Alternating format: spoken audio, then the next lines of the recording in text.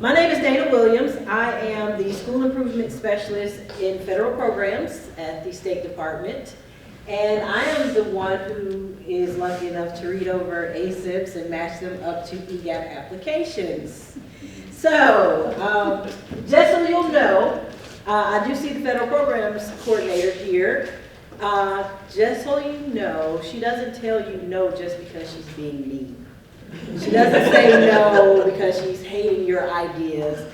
She tells you no because I tell her no. And she has to relay it to you. So it's my fault, right? No. The things we do in school improvement have to align with ACIP, the law that governs education. So any expenses, anything that you're putting in your ACIP that you want her to put in the application that comes to us, it has to be in compliance with what ESSA says you can spend your money on. So don't get mad at Ms. Holland. It's not her, it's the government. Let me know. So let's get started today. So welcome to our last session for this media review training that we had this month. Again, I am Dana Williams, the School Improvement Specialist. We have Dr. Joe Gardner, who is our OSI coordinator, and we have Dr. Nicole Reeves, who is the guru of PD at Cognia. So if you have not had an opportunity to witness her in action, you will get that this afternoon. So we're going to be talking about mid-year reviews today. And mid-year reviews, how do you do them? How do you mid-year review? Every LEA does something different. The LEA I came from, our process was for each principal to put together, and Faith, correct me if I'm wrong, put together a presentation on their demographics, put together in the presentation the things you're doing in school to help the students. It was a presentation, and you reported it, and it was done. Did I miss anything? No. A PowerPoint presentation. That was our mid-year review. So, how do you mid-year review? Now, was it effective? Probably not, but I did what I was told to do. So, how do you mid-year review? So, looking at these 5 questions, I want you to answer one of these. We're a small group, it's an intimate group, and apparently everybody knows each other here because you're all from the same location. So don't be scared to talk. It's more of you than it is of us. So, select one of these questions to answer. I'll give you a few minutes to read over them and develop your response. Okay, so you heard my practice from my days of being a principal. Ms. Hollis, at your table, what is the practice for number 1? What is the common practice in Mobile? Okay, so we'll just start with the report cards. So once we receive the report cards for the schools, we have a research and accountability department. And they provide professional development to all principals during the principal meeting, and the principals are able to request them to come to their schools and provide, do a deeper dive at the school level. Okay. So the principals are responsible for doing a turnaround training to the PD that they received in order to date. Now, we also have a lot of professional development on how to pull reports, like how to do full attendance report. We have performance matters, how do you look at performance matters? So it's time to look at the federal side in the Ames portal. How do you just pretty much take a deeper dive and look at your subgroups so you can determine those students that are really holding you back from, making A or B or whatever. So it's a lot of professional development, but it's also a lot of turnaround. And, sometimes if it's difficult for the principal, then that's when, like I said, our research and data accountability specialists will come out and do a one-on-one and also do a one-on-one with that particular class. Research and development specialist. That is a position I've not heard of, but I'm interested in finding out more about it. Not right now. So it's like testing and data. Oh, okay. Oh, yeah, that makes sense. Okay, so number 2. Select someone from your area to answer number 2. Okay, Ms. Glover? Number 2, do you have regular scheduled data meetings? If so, how often? We look at data all the time because our students are very transient. We get students on a weekly basis. So we're constantly looking at the data to see where they are. We have our ARI coach to go ahead and implement those literacy screeners to decide what type of deficits that our students have. Because they're coming to an alternative school, they're 2 and 3 years behind, if not 4. Therefore, they have several deficits. So what we do is we look at the data to see where they are, because we do ask for our ready HMH. So we look at that, and then we have interventionists to intervene with those students. And if those, all of our paraprofessionals are trained, they receive professional development in phonics first, Spire, structure, just everything that our students need to close those gaps for lowest deficit skills. So we offer that professional development to them so they can turn around and try to get our students where they need to be. We are on a failing list, however, we have kids that, like I said, they're transient. They come in and out every 45 days is the minimum time. However, because of their behaviors, they may stay there a longer time. And so what we do is try to close those academic gaps by utilizing our data and our resources to help our students. Let me say one thing, Ms. Glover, you have a data meeting every time you have a student to come in your building. Yes, ma'am. So that's what you should say. We have a data meeting on Yep. the regular. Every Right. time a student comes into your building, all of those people are sitting at the table looking at what all of their needs are, where they are, and to determine how you're going to fix it. And then how much time transpires before you sit down again about that student, because they're only supposed to be there for a certain amount of days. They're only supposed to be there a certain amount of time. However, our kids are there longer, so we're constantly going. It's on a regular basis because we want our kids to progress, and then we got to see if our interventionists are they doing what they're supposed to do.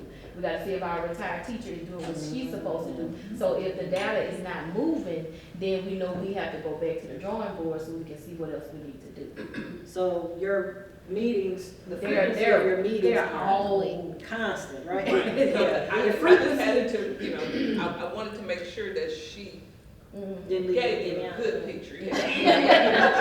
because you work hard, and they want us to know that you work hard. And Dr. Williams, just to introduce you to some of the leaders and their teams in the room. Okay. So we have 2 teams from the pathway. And so we have Mr. Daly. And so he's with the pathway at the middle school level. Okay. And so Ms. Glover is also with the pathway at the elementary school. So when we talk about them, they Also merge under one cost center, but they do 2 totally different things. Okay.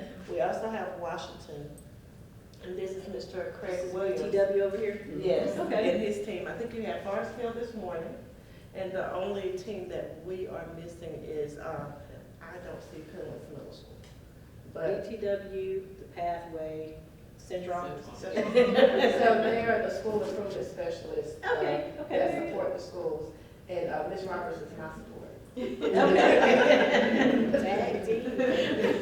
Okay, so, I'm sorry, I missed your name. Yes, I'm sorry. We left one out? You must not be. Is that all? This is my guy. That's our guy. Come on. Yes, who do we have with us? I'm Philip Brooks, new principal at Barber County High School. Barber County. Yes. It's been about 8 days in, so I'm Just trying to get me through 2 weeks. but I've met with Office School Improvement for the previous years, so we have a good relationship and just developing teams with the data and everything. Okay, very good. Tell your primary principal I said hello. Yes, ma'am. She'll be here shortly. Shortly. She got lost. Like we all do. Okay. Okay, so, your name again, ma'am? Oh, Glover. Ms. Glover. Who would you like to answer number 3? Okay, Ms. Turner. They won't get mad at you. I knew that you were going to say that. I felt it in my gut.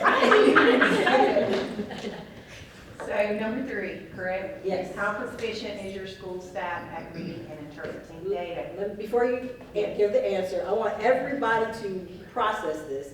And on a scale of 1 to 5, I need you to put up the number that represent, 1 is the lowest, 5 is the highest, of your staff, the staff that you directly work with.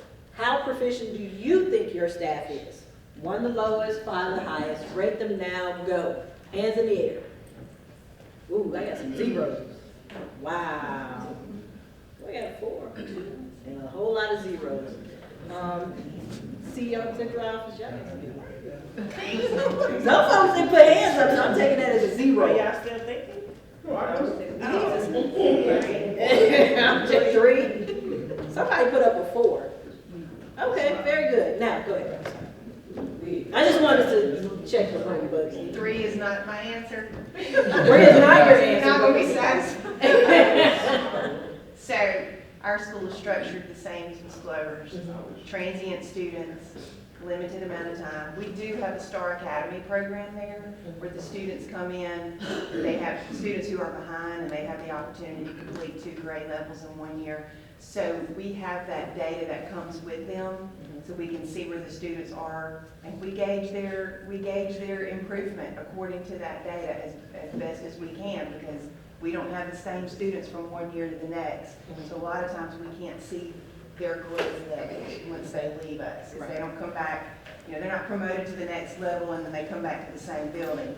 They're promoted and they go off to another school. We don't see the same students from 1 year to the next. Well, we do take that I learn and I read data, and we look at that throughout the year to make adjustments to, if they're accomplishing their, meeting their objectives and all. So overall, you give your staff a 3 when you're analyzing that data. Yeah. All right. So, would you like to answer number 4 then, ma'am, since she called you out, you called someone else? Oh, she looked good. I don't know anybody's name, so I'm just gonna point. Point. Number 4. Can I point to that table? No. The room of mobility.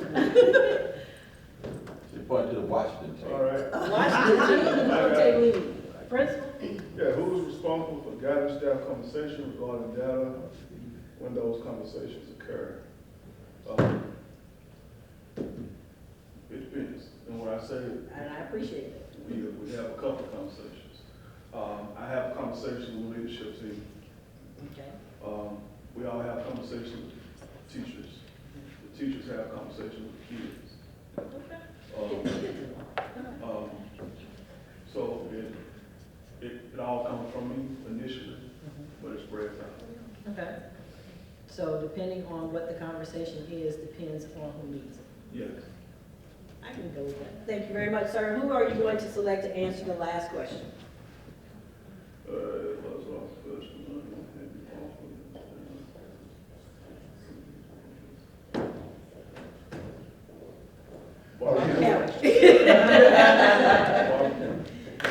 Um, 8 days in. Let's go.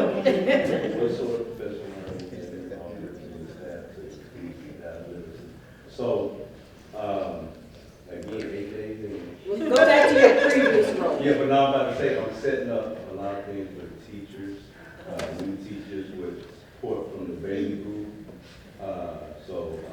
I'm getting in, but the previous school was setting up a data and diving in on data. I was, the school I was previously at, the middle school, we had no students on proficiency reading. So I came up with 0.5. Each teacher in each group in the 5th grade, they had to get attached to one student, and we accomplished goal by moving 6. We had a data room, we had data meetings where even the PE teachers came in there because everybody was on board.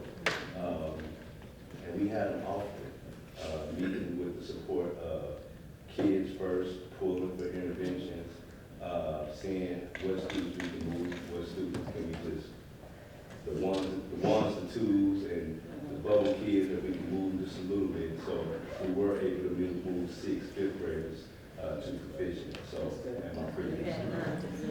That's good. That's good. Okay, so what I'm hearing then is a lot of these questions are being answered with data. We review data. No matter what you're doing, data is reviewed. Is that correct? Did you guys hear what I heard? Data is a key source of any mid-year review. So let's move forward, and Dr. Nicole is going to come up and talk to you about how everything you just discussed is relative to the Cognia platform and the tool that is used for your ACIP. So thank you for allowing me to be here today. I want to talk about that tool. The strategies module is a tool. The TOT is a tool. The Elliott is a tool. And with our experience in accrediting schools and reviewing schools against a set of standards, we have developed a lot of these tools because we found there was a need. There was, if you remember back in the day when walkthrough observations, I don't know if you experienced the same ones I did, I was an educator in Louisiana. They would come through, if they wrote anything down, it was on a Post-it that said, good job. Go to the next classroom, good job. Why is so-and-so not in class? Da-da-da-da, da-da-da. That was our feedback. There's no quantifiable data to show that we were using instructional practices that were actually engaging students. So when we talk about the strategies module, understand it is a tool. In our earlier session, we learned from a district that took this tool and used it differently, which there's no rule that says you have to use it one way. I mean, I can use a screwdriver to open a paint can, to break open a bag of ice, to pry open something else, but I don't have to just use it as a screwdriver. It can have multiple ways of getting the job done. When we talk about ACIP, you guys just talked about analyzing data. In our experience, people have a much more challenging time converting that into a usable ACIP. And you're going to see that in some of the examples we shared. They write these things, but don't really articulate what they mean by them. And you're going to see that, and I'm not going to spend a whole lot of time because Dr. Garner is going to show you some specific examples, and you're going to be like, what does that mean? Or when you see the resources allotted, it might say $98,000, but whatever they wrote as an activity, you're like, what? How does that activity go with that money? So if you imagine, for example, you're 8 days on the job. So you came in and did you, first of all, were you able to find the ACIP?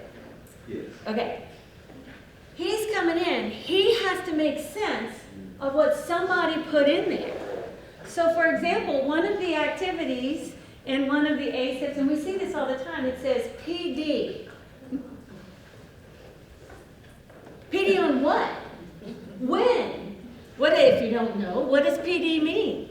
So there's all kinds of things that when you guys write your ACIPs, you want to write it so that it makes sense. And based on what Dr. Williams and Dr. Garner and all of them and the people at the district level have to do when they give feedback, if you have a poorly written ACIP, you spend an inordinate amount of time getting that feedback and having to make corrections at the mid-year review. If you write it well the first time and everybody understands, you're good to go. You get your money, you know it's aligned to all of the accountability measures, you know all of the things that you need to know, and you have articulated it well. So that if anybody came in, and I promise you there will be a new leader, case in point, when a new leader comes in, they can make sense and not assume the meaning behind what was in the ACIP. Because I want you to look at this quote. We toss these words around all the time. Good old Ben said what? What words do we use all the time?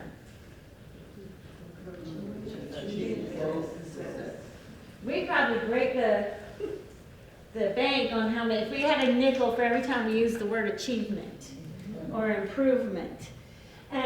But we've got to have something to show for it. So we want to make progress.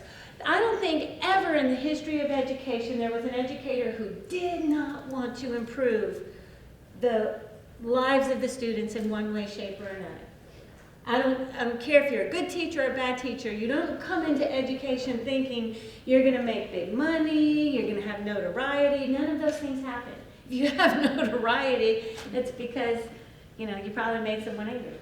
But the thing is, we want to be able to show, yes, we are making progress. We are doing what we said we were gonna do. But a lot of times when we look back at our ACIPs, we're like, I don't know what we were trying to say we were gonna do. So at the mid-year review, it's your opportunity to make those adjustments, clarify what you want to do, and/or verify your progress towards your intended goals. Because some of you may not need to make any changes. But I want you to think about how we got here in the first place. If you remember, the cycle, the process that Cognia uses is a research-based process. So if you are from the district level, you might be creating a strategic plan, which is a long-range plan that's either 3, 4, or 5 years at a time. I personally prefer the 3-year model. Why? Because you need 3 years to try things. 2, if you go further than that, there's a lot of change that happens in 5 years that you can probably readdress at the end of a 3-year cycle. But every school district, every year does this first one. And how do you do that? We just talked about it. You collect data. The data are simply numbers, figures, facts coming in. Neither good nor bad, it is what it is. But you, and she was talking about that, Dr. Williams was talking about how you have to make sense of the data in order to use it to inform your ACIP and to inform how you're going to address the issues that you have. So when you do that, you want to look for at least two pieces of data that might speak to a similar phenomenon. And we always start with student what? Achievement, or student performance. So when you look at your student performance, because that's what you're graded on, you see students are performing pretty good in reading, but maybe not so hot in math. Well, you want to start digging into the other data sources that you have. You don't have to create them unless you have missing data sources. But let's look. How often are students absent from school? Do absences affect student performance? Well, if there's a lot of them, probably so.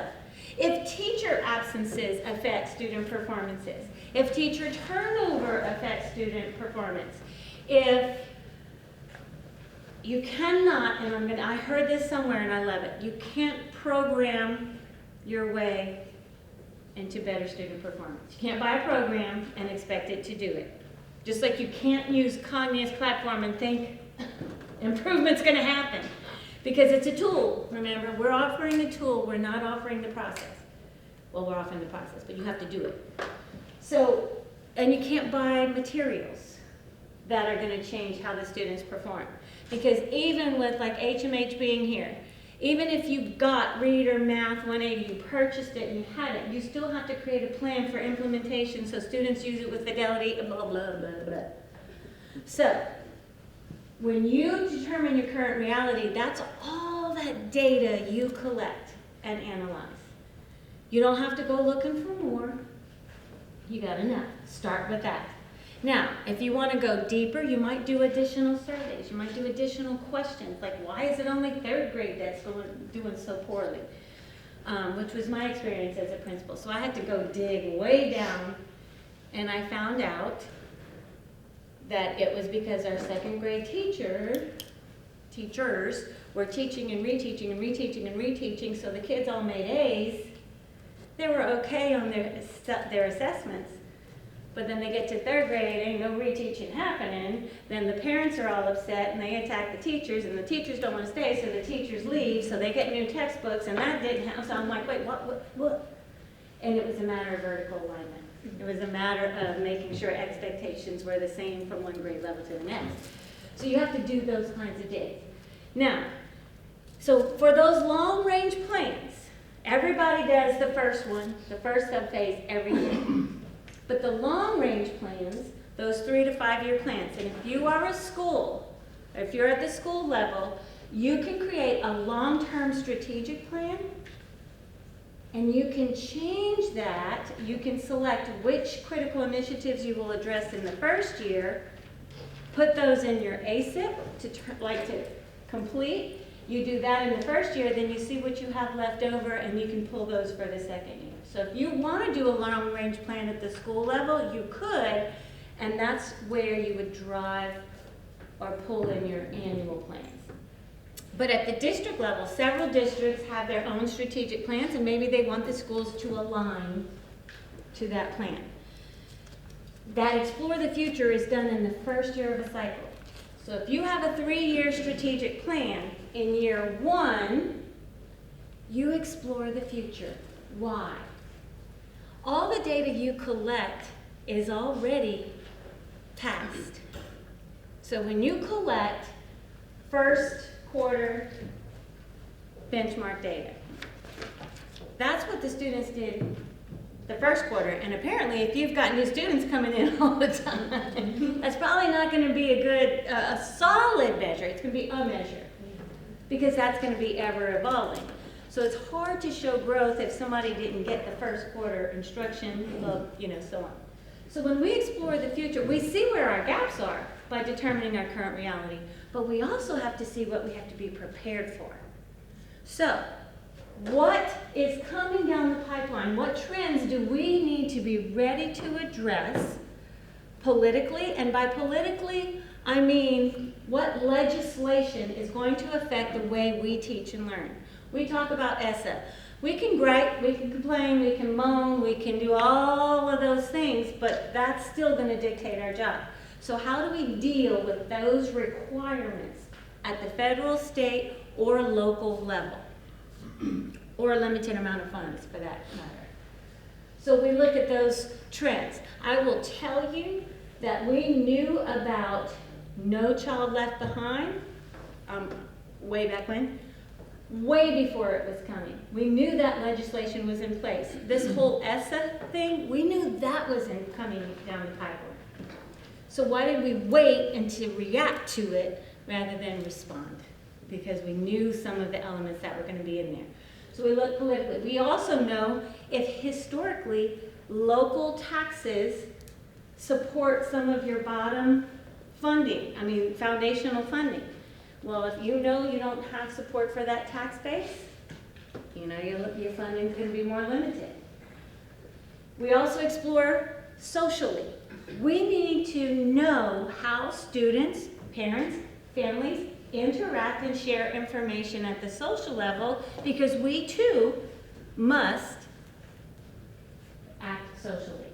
We look at economic. If you're wondering, we could call it a pest analysis, so it's political, and I went out of line. Economic, what is happening with the economy? So if you have your high school, you have lots of CTE courses, are there companies or businesses that are gone, no longer available? Are there some coming in that you can utilize to help with your CTE courses? Can you partner if you are a STEM school, which is one of the components? You need to have community partnerships. So you look at how people interact, what rules politically, what's happening economically, what students are coming in, what students are going out, what kinds of needs will they be having socially, and last but not least, and this one cracks me up, technology. You have to analyze future trends for technology. What's the biggest thing in technology and education right now? AI. How long has AI been around? A hot minute. So we started way back, more than 10 years ago. And yet, I'm not criticizing anyone. Did we ever stop to explore that and how it would affect the way we facilitate teaching and learning? Nope. This year we're like, oh my gosh, students can write their essays without even having to lift a pen. They just put in a prompt. How are we going to grade that? How are we going to set expectations? And we're panicking. I'm like, boo. If we really stop to look in the mirror, I'm like, oh, I should have thought about that. We saw it coming. That's why we have to explore the future. It's for two reasons. One, what are these trends, how are these trends going to affect the way you facilitate teaching and learning? And if you don't start to look at that, now you can't predict the future, but you can prepare for it. you can become much more responsive and less reactive. You can be proactive instead of reactive. And if you explore the future, your ACIP plans will help you fill the gaps while you strive to identify and address what you need for the future. The second reason you have to do it, not only how does this affect the way you facilitate teaching and learning, we have to adequately prepare our students for that future. So if the economy is not fantastic, what do we want to do to maybe bring about entrepreneurship so that our students can help rebuild an economy if that's what's needed? How can we, if it's a strong economy, use those businesses to prepare students with some internships or things like that? How can we prepare our students to utilize technology in their jobs? Because I have yet to see one job that doesn't require it. Even if you are a cashier at a local gas station, most of them have to do something, whether it's inventory, their application, online. Something. But yet, we still have many schools who I don't think in the last 4 years I've been to a school where there's not one-to-one. But that doesn't mean that the students are utilizing it meaningfully. In many cases, they're using it to access their textbook. Well, really, it's just a digital textbook. It's not using it to manipulate, to communicate, to create, to do all of these things. So we've got AI coming, and we still haven't taught them to utilize the basics. In some places we have. So how can they start to make some better decisions? So that's why we have to explore the future. But we only do that once in the beginning of a cycle. So we work on those trends for 3 years while we just keep addressing the critical initiatives to address our gaps of where we are, where we want to be to address that future, and it's in there that the gaps exist, not just in student performance. So there might be gaps in organizational processes. There might be gaps in attendance and discipline and whatever else the case may be. So that's how you synthesize results. That forms the foundation, the areas of focus for your ACIP. Under each strategic theme, you have a high-level objective. And when you look at your ACIPs today, you're going to see that objective. Officially, that objective is at the end of the 3 to 5 years, this is what you want to accomplish. So that's the big picture for a long time. Your critical initiatives are what you address in your ACIP. Your critical initiatives should be written so that they can be done within a year. Let me say that again. Your critical initiatives are those initiatives that should be able to be done within a year. The activities are all of those things you do to get closer to the intended outcome of your critical initiative. So those are going to be, some of you talk, well, in other sessions they talk about 30, 60, 90 plans. If you do those, that would be where you put your activities in those 30, 60, 90 to reach a certain benchmark for those critical initiatives. But we have a hard time, and if an ACIP is not well written, we have a hard time evaluating those critical initiatives. So, in one of my examples, where the critical initiative is provide professional learning to increase student engagement. Well written, fine. So if I want to measure the critical initiative, what's the problem with that? Can I prove that I provided professional development? Yep, but that won't prove growth. That won't prove that won't prove that the teachers have grown. So when we identify the outcomes, that's what we want to measure. For example, if I provide professional learning to increase student engagement, Why would I do that? What do I want to have happen as a result of that action? If students are more engaged, maybe you reduce the number of disciplinary issues. So that might be an outcome. Somebody had something different. Increase attendance, they're gonna. If they're more engaged, they're more likely to attend. Research shows a connection there. It might be that you want them to be more engaged in the learning so they improve in achievement. But really, when you are offering professional learning, all of those are true. You also want to improve what? The teacher capacity to engage students. So at some point, you have to measure any of those intended outcomes, and they have to align. So if you have in this mid-year review, if you see that the critical initiative does not align to the intended outcome, you're going to have trouble measuring it. And that's where your adjustments need to be made. You're going to see several examples. We want to improve student engagement. We hire an instructional coach. Okay, good, fine. But how is the hiring of that coach?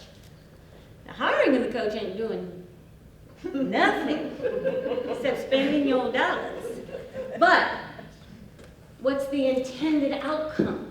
If we hire an instructional coach, what is the outcome of that? We want organized academic support. Can you prove, for improvements in teacher capacity? Can you prove that? Probably so. That's what you measure. You don't measure that you hired someone. I can prove that all day. Yep, spending all this money. So when you look at your mid-year review, are the plans well written? Do they articulate your intended outcome well? That's at the critical initiative level. At the critical initiative level, you want to show verifiable, quantifiable growth. So don't put, we're going to have a family night. Good for you. Why? That's not the whole intent. A critical initiative is to improve parent or family involvement.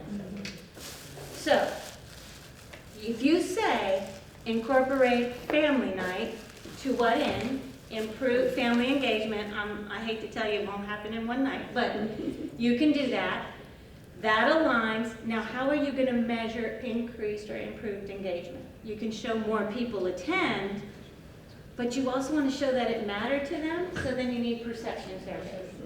So now you've got two pieces of data that speak to what you're hoping to have happen. You're going to be analyzing some ACIPs today, and you're going to be like the people giving feedback. So these are the things I want you to look for, because then that makes you better at writing the plan in the first place. When you get to the implementation plan, that's where your activities are. Now, activity measures do not have to show growth. They might be a key performance indicator, or it might be a key performance growth. So for example, if you want to more effectively engage teachers in professional learning, and you say as an activity, create a survey where teachers give input. The creation of that survey can be checked for completion. But you can't stop there. You're going to take that data, you'll analyze it, see what else you need, do your other needs assessment, which is already part of your diagnostic, so you don't have to do extra, right? It's already something you do. So you do all those things, and you come up with it, and then you give the professional learning. At the end of the year, you go back to that critical initiative. We wanted to see improved instructional performance from point A to point B. But the activity of offering it can be, yes, we've offered it, we've done this. And you'll see in an example that I'm going to show you how you document and how you share that, which is where we are. So, can you guys see that on this side? Okay. When you log into strategies, you guys will see this on the Enact and Monitor Progress side, where you see your critical initiative, The big objective, the long-term objective is right under it, but we're going to focus on this critical initiative. This is a real example, and I know the backstory. So in this example, this district surveyed teachers and found out that they had plenty of professional development. They didn't need more, but what the teachers wanted was time to collaborate, to have that peer support for implementation. So the district said, well, that's all fine, but we need this across the way, because they also surveyed principals. So they wanted a district-wide PLC model that helped those instructional coaches to coach them using the same process. So if I'm a teacher at this school and I transfer to this school, it's all the same. If I'm a principal at this school, everybody's on the same page. So their first activity, that's a pretty good critical initiative. But their intended outcome, see, I can measure, that's not truly measurable. The intended outcome was to improve teacher capacity. So that's what we're going to measure, right? Now, the first activity was that they structure the PLC model, or create that structure. Is that a good activity? Yeah. That's the first thing they need to do, is create the structure for it. They have the persons responsible, financial resources. Then they said, we're going to have documents that outline the structure, the presentation materials, the timelines, the resources, the feedback, and the evaluation. Pretty comprehensive way of checking. So in this activity measure, they're telling whoever's responsible for creating this model, we want all these things in that model. Now, they have it. They also say we're going to follow up with administrators to see what they say. We're going to evaluate the progress of the school PLCs once we start them. This is in October, this is in January. So now we've got timelines. So when is your mid-year review due? Are you asking? Yeah. Okay. When is your mid-year review due? So we have the mid-year review process. We have 90 Title I schools and 4 schools in Brooklyn. So we start the process at the end of January, and it goes all the way through the entire month of February. Okay, so in February, if people had on their ACIPs these benchmark activities by these due dates, you will even know before you get there that these are some of the things that should be done by February. So you know what questions to ask. So if they don't have any data on the activities, because remember, you may not have growth data, but they can say, we've done this, we've done this, we've done this, and give you an update on their progress and activities if no data are available. But when talking about this, you've got Elliott and TOT, so you should have some data available to be able to see if there's been some growth. Now, in the platform, and I'm going to do a quick demonstration, in the platform, if you print out or if you put up, and I'll show you where to put it up on the outputs, the theory of action, this keeps your data conversations that Dana was talking about earlier very focused. So in the square in the middle, you see the critical initiative. This is a different one.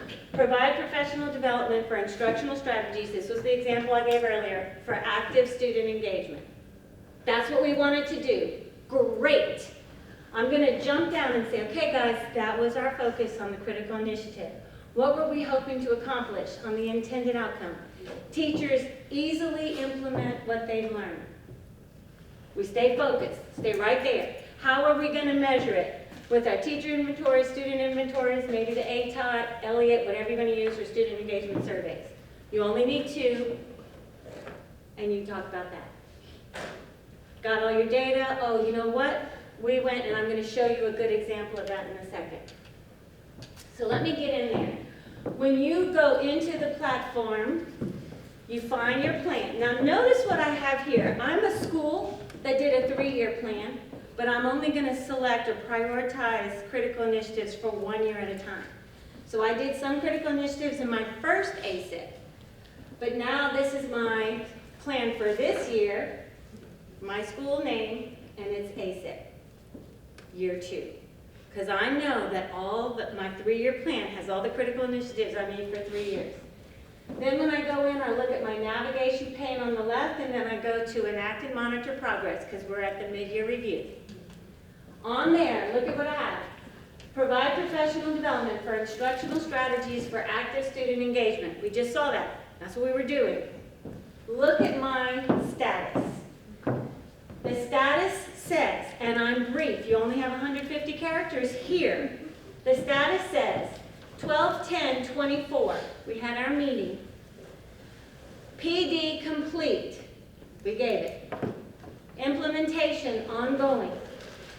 Weekly PLCs provide support. Elliott ratings show active student engagement, student learning is up from 2.5 to 3.1. Did I just show growth? Yep. It's that easy. But you keep it brief and you keep it simple. Now, some things are not that simple. So, the example that someone gave earlier, and I'm going to get out of here for a second, and I love it. So, if you are, it's going to ask me to relog in. Hold on.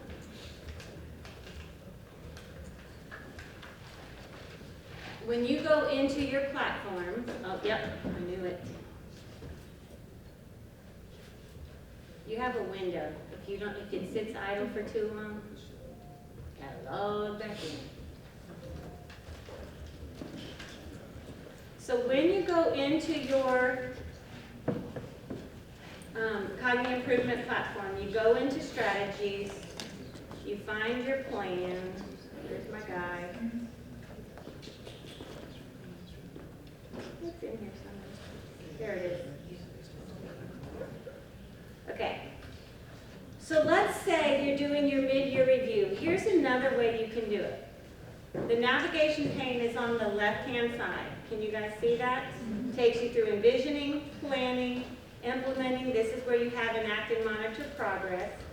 So when I go in there, I can look at my critical initiatives and I can see, like right here, develop, this is a different initiative. Develop and implement stakeholder engagement plan. I'm lagging because my parent coordinator was the person responsible and they quit last first quarter. So I've been tending to hire someone new. I probably could have taken it over as the principal, but I'm still going to give it to that person. So I have lagging. That doesn't mean I'm a failure.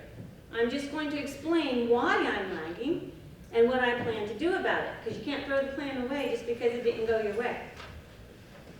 Then you're going to put the date, so 12/10, hired, new parent, family, coordinator, I'm just going to abbreviate, to begin work.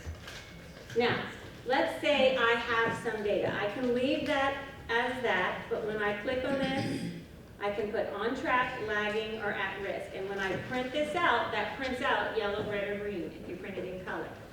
But somebody had a great idea. So in my other example, I talked about Elliott data. If you go down to evaluating, you see on this navigation pane here where it says determine the impact of critical initiatives. You have 3,000 characters for each critical initiative. So at your mid-year review, if you're going critical initiative by critical initiative, you can put the date, give a summary of what's happened, and you can save it there. And that way, if you do this, so if you look at this, conduct an audit of community engagement was my first critical initiative. When I click on this, if the plus is grayed out, then that means somebody already wrote something in there. And I go into here, you can type a summary or you can put the date, 12/10/24. This is what we did. We had Elliott data. That shows whatever. Now, I'm going to save that. And every time I want to go in, if I add in another month, we did an analysis, I can add, I just press the pencil and I go in and I add more. At the end of the year, you don't have to add anything else. You just say how the year ended up because you already have a summary of the entire thing. For every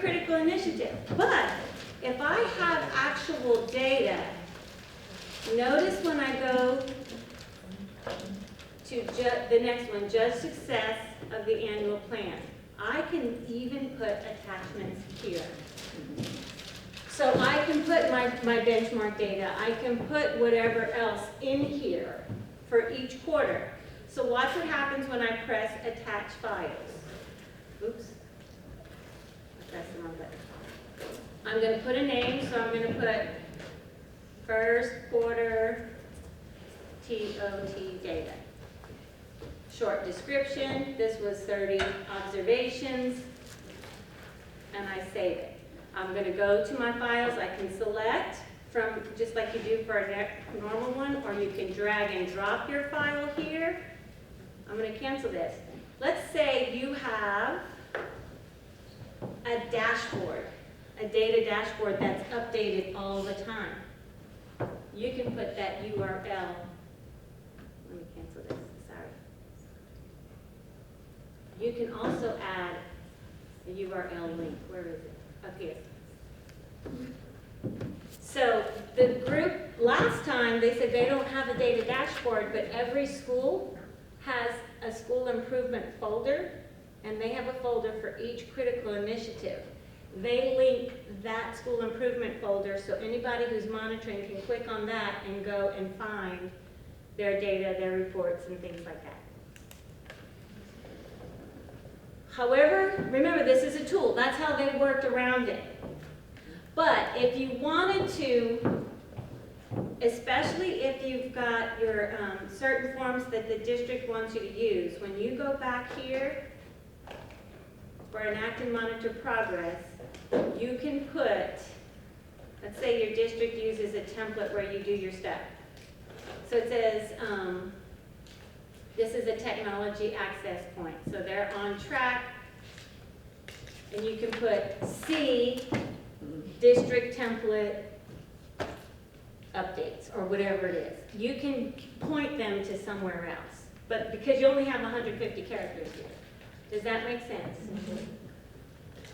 So as you do your mid-year reviews, you might want to have your people have this up. They can type in while they talk. All right. Any questions about this, or does anybody have other ideas? Okay, you're saying we can do it either or? Yeah, you can do it however you want, however your district says. Enact or monitor progress, or in the determine impact on critical initiatives, so we can put it either. We're going to put it both. So enact and monitor progress, you're just going to say, see this document, or see judge the impact of the critical initiatives. You're going to point whoever's reading it to where you put it. Gotcha. Okay. Great question. Anybody else? So, yes, I have a question about that. Sure. So are you saying that when they judge the monitor and where they survey, typically the data is at the table? And let's just say somewhere it's housed in a Google folder? Yes. So it should also, you're saying that all mid-year reviews, the data should also be attached within the platform? No, I'm saying you could. Okay. If your process is, if everyone knows that that's the process, use that.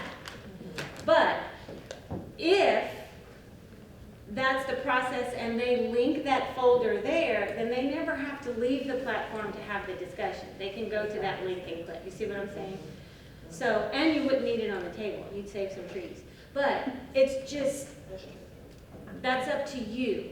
Whatever processes work for you. I'm just showing you an example, and I thought it was a great example this district was using, because that's how they house it, so that at the end of the year, when they do their end-of-year review, everything they did throughout the year is already there. They don't have to go back and write a summary. She said it saved a ton of time. And the link is there. And if what's updated in the folder, so if you attach the folder, it's not going to get updated in our platform. But if you link the folder and you make updates, everything will always be updated. So you have to link the folder and judge the success of the plan. And at the end of the year, by the way, that data becomes your new current reality for year 2. Now you might have to reattach it to the next ACIP, but that's okay. It's all right there for discussion at the end of the year to see what you need to do with Unit 2. All right, so while we do this, just very quickly, what we know that there's some things, and it's for the good of the group. When you turn in the ACIPs, hopefully before October 15th, because if you turn them in on October 15th, you're going to get feedback. And by the time you get feedback, you might be in November, and now you have to have a mid-year review, like at the end of January or February, and you've had about this much time to do anything. So, I was talking, yesterday there were several questions that came up. For those of you who have title diagnostics, or like for federal programs, Title I or ACIP diagnostics, those last year were opened in March. So you have access to them. You just have to check. Other diagnostics or self-assessments, whatever else you have to complete in there, they go on a rolling basis. Your workspaces are on a rolling basis because we can't open them all at the same time because it'll overload the platform. But if you just keep going in and checking, you can start this effort a lot sooner so you don't get to October 15th. You can submit a plan for review, and I say submit, complete it and tell somebody, go ahead and review it and give me some feedback so that you can start it sooner. That would be ideal. But it is October 15th because you guys are on an October fiscal year start. And that's where a lot of your monies are tied. So that's why it's by October 15th. But that's not how you work. You start in August or July, our principals never leave, until whenever. So that's just something to consider. So what is helpful in implementation? What are some things that you guys have experienced that makes implementation of ACIP plans successful? I'll start. Yeah, go ahead. So I think the first step is just to make sure that you are intentional about reviewing data. Because if you're intentional about reviewing data, you have a real focus. And if you have a real focus, then it's going to lead and guide everything you do, your money, your professional development. And, you know, I love it when you talk about the Elliott, because sometimes we, you know, as administrators, we do the Elliott and go in 30 minutes in the middle, the beginning, the end. But sometimes I don't think we really look at the data at the end of the year, the summary data, to lead our conversation with our just what professional development is really needed. So if we talk about technology and no matter what period of the day you're going into a classroom, you never see technology integration, then that's a data piece that, you know, it's not the only data piece. But I think other than that, just the platform can be intimidating. Yes. But when you understand, I love the way you broke down the critical initiatives, the objective. Sometimes to me, what is backwards is after you get the objective, then the critical initiative. I like to go to the outcome before I go to the measure. Because if you do measure and then outcome, it doesn't make sense. To let you know, we have changed our entire training to do just that. Okay. And we're looking to change our outputs to do that. That you go from critical initiative to intended outcome, and then you determine the measure. Yes, That's, because we've already that's changed a it. part of sometimes what was confusing. But once you understand it, then it's click. You know, mid-year review for us should be an hour if you've prepped for it. Yeah. Same thing, that's all. Yeah, hold on to that thought, because we're gonna come back to that in a little bit. Hold on to it, don't forget it. Effective practices, it could be. And I appreciate you saying that because you were talking about when they said who should be part of the data, you said it depends. And it does depend because you mentioned that intentional analysis of data, or intentional use of data. So the way the district uses the data and applies their analysis is gonna be different than the principal, which is gonna be different from the classroom teacher, the instructional coaches, the this, the that, the curriculum coordinators. Everybody has a different purpose and they have a different perspective. But having those multiple voices can streamline efforts to improve. So if you have a curriculum person at your school or at your district and they see that across the district we're having trouble with ELA or reading or whatever it is, then at the school level they share that with the principals. The principals say, what exactly is our issue in reading? Because what happens at this school is going to be different than that one. And it's certainly going to be different from the high school to the elementary. So you can have these vertical alignment on conversations that they're not ready for high school by the time they get there, which is going to affect grad rate, right? And one other thing is the first quarter review. So in our district, we have, all of these schools have had a first quarter review, where the district staff members can attend, but they're not required. So it gives them an opportunity to go back just for first quarter and review the plan. If the strategy is not working, take it off.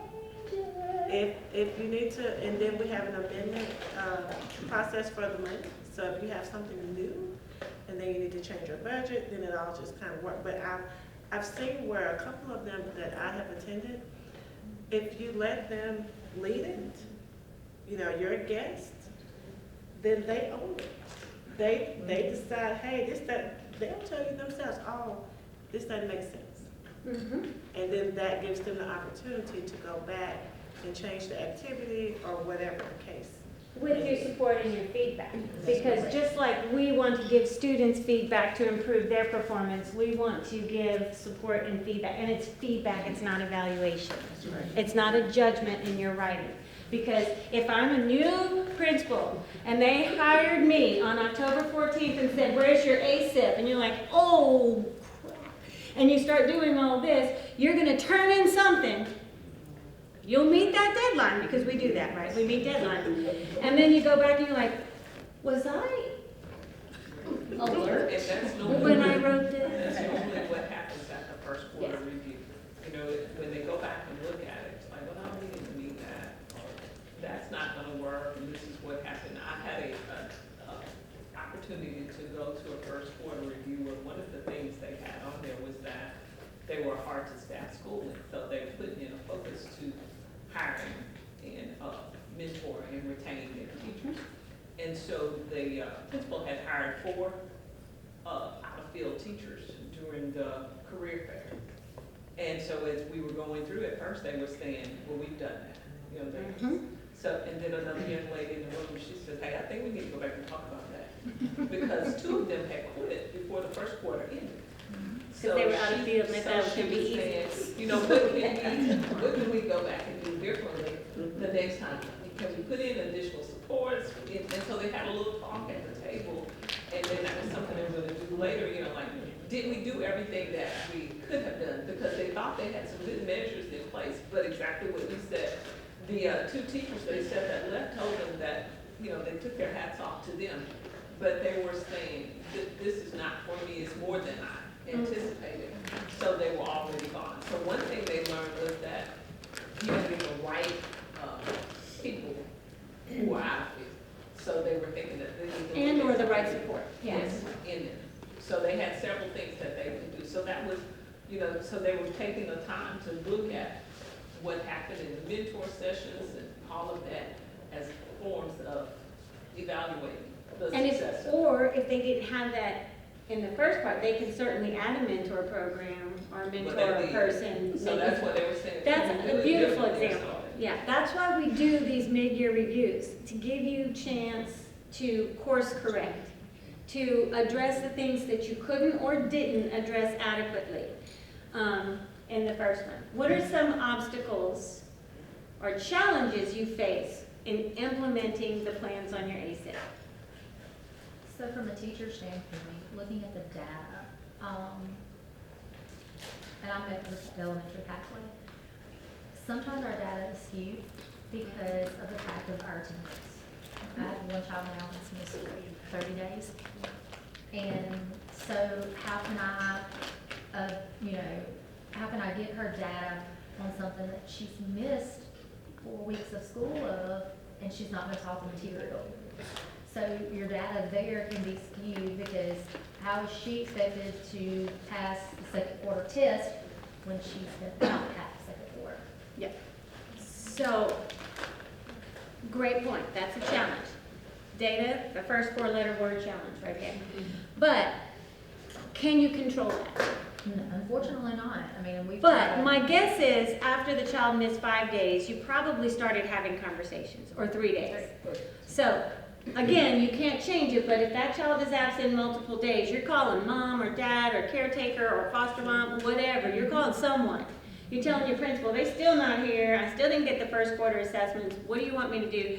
And those are hopefully outliers. But, I'm sorry, if it's the bulk of your students, you just do the best you can, but you have to put that on there. If the data are not available, say, data does not show growth, Due to but X amount of students have this many days and we don't have the data. And sometimes the teachers or the building just don't understand the plan. They don't understand the plan. That's the other obstacle. Because they weren't helping to create it. So in these data conversations, if you're having all of these data meetings, you can say, guys, we're talking about all of this data today, and everything you tell us is going to find a way on our ACIP. And we're going to be addressing some of these things. And we'll be reporting out and telling you how this works, so they know they're not just doing it because you told them to. And that's one thing, we're lucky, we're small, and Ms. Glover does make sure that every staff member is in on that ACIP meeting, every staff member's in on the data meeting, so the custodian knows what's going on, what's expected, what data we're pulling, and it gets shared digitally. And that's a small school. Yes. So if you're a larger school, you're not going to have everybody there because good luck. But you want to have representation. So when I was a school principal, I had 3-year-olds through 8th grade. So I had early childhood, 1 teacher representative. I had elementary, 1 teacher representative, and I had middle school, 1 teacher representative. The custodian was on it. Why? Because he knows everything and everyone. I solved lots of discipline mysteries because he was around the bathroom. The secretary, she was on there. The curriculum coordinator on there. The athletic director was on it because I was trying to get every avenue to say, how can we address the needs of the students? So you find a way to build your leadership teams if you have a larger a larger school and have equal representation, but then you have a communication plan because my leadership team was responsible to go back to their cohorts and share out. Not to mention I shared out the ACE. We didn't call it the ACES, we called it our SIP. So there are challenges. So data is one. What's another challenge?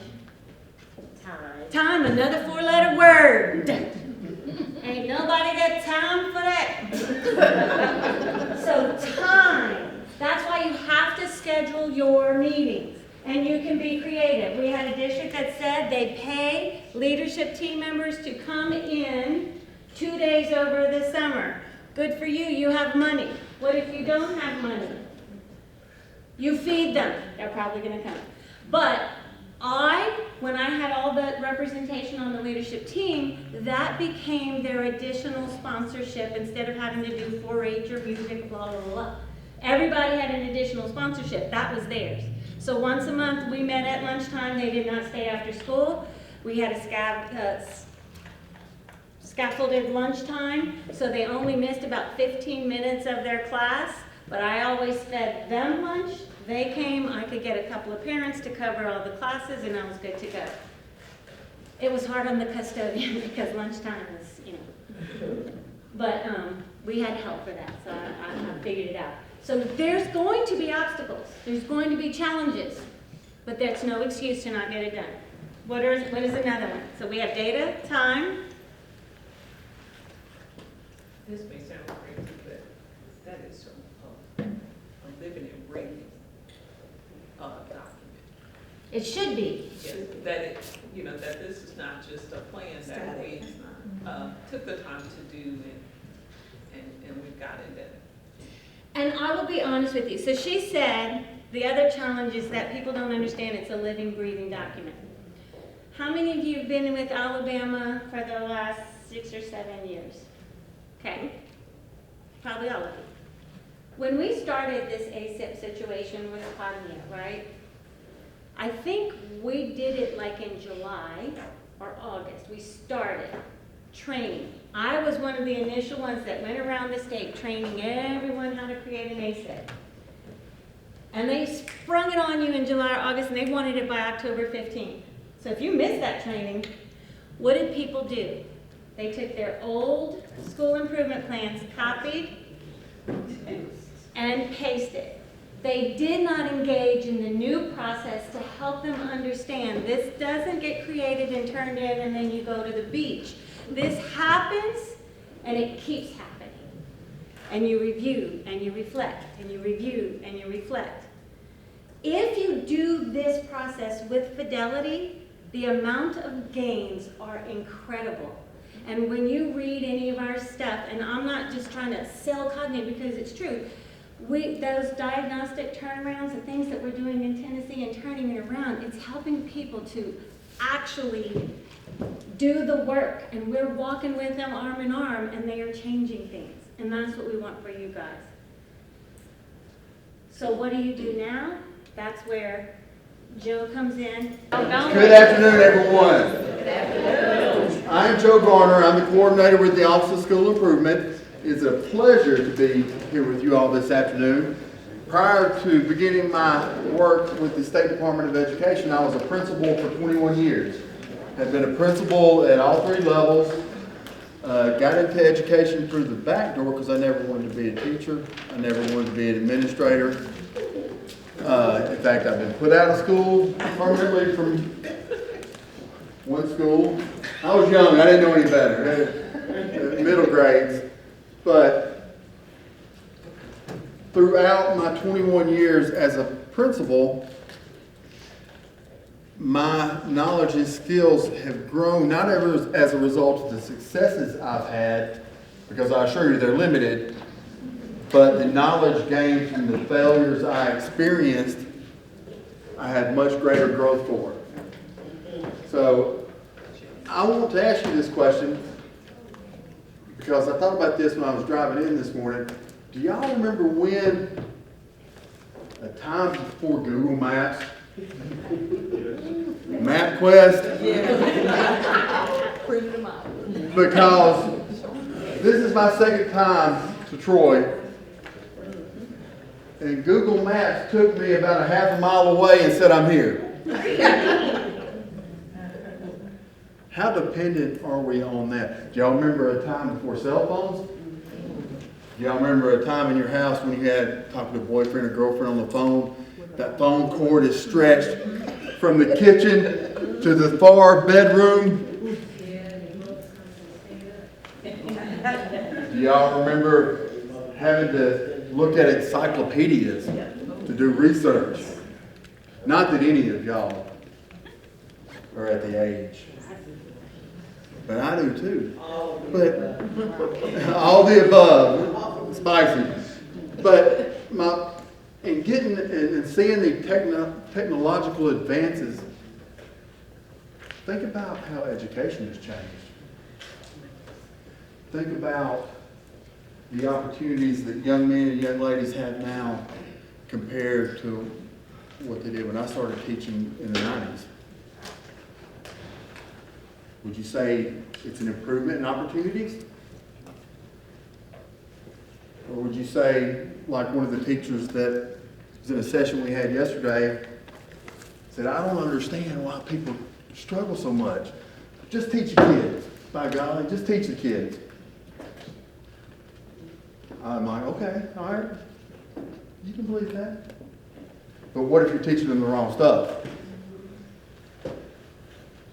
What do you know about standards? What do you know about college and career readiness? Closing that gap or bridging that gap between high school and the workforce or post-secondary education. So many things have changed, and we have data at our fingertips. we have a wealth of knowledge at our fingertips. Through my time at the State Department of Education, I have had an opportunity to visit many school districts. And one of the things that we do when we're meeting with school districts often is an instructional audit. And during our instructional audit, we interview students. This happened to be at a high school, and you know how it works. They don't see any of the bad kids to interview. Y'all know. If you're a principal, you know exactly what I'm talking about, because the parents don't keep the good ones at home and send you the bad ones. And you certainly don't want to send a student to the State Department of Education guy that's going to act crazy. So this young lady, 12th grader, straight A student, an athlete, all right, a leader, senior leader at that school. But when we interviewed, we asked, and I asked her this question, if there is anything you would change about your school, what would it be? And her response kind of blew me away, because I wasn't expecting it at all. She said, I wish they knew me so they could teach me. A straight A student who is an athlete, a leader, said, I wish they knew me so they could teach me. Dr. Nicole brought this up. What is data? Numbers? One of the things we can never forget and don't need to forget is that data represents individuals. That data represents students. When you're looking at your accountability data, what does that college and career readiness percentage indicate? Or even more so, what does it not tell us? What are we not providing to the young men and young ladies that we should be? What does the grad rate tell you? Are we graduating students and say, okay, great, here's your diploma. It's your ticket to a low-wage, low-skill job because we didn't seize those opportunities as educators. And my friend back here from Washington, correct? Mobile Book to Washington.